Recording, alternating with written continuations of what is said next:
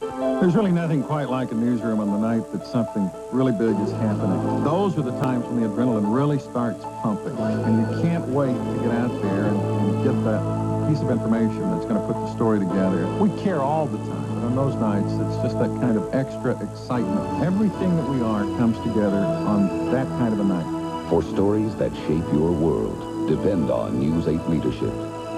It's working in the spirit of Texas. Wednesday's Child for me is not painful at all. It's a very joyful thing.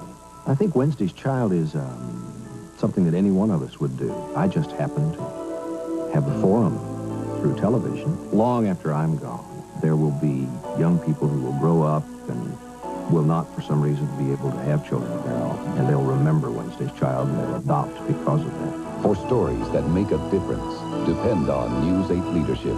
It's working in the spirit of Texas.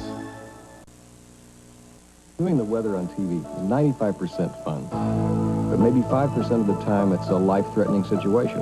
And I think people have learned that we know when to shift gears. And the frustrating part of a job like this is that when you're dealing with a severe weather situation and you get it right, it still doesn't put the people's house back together. But the saving grace is maybe you're able to save the people.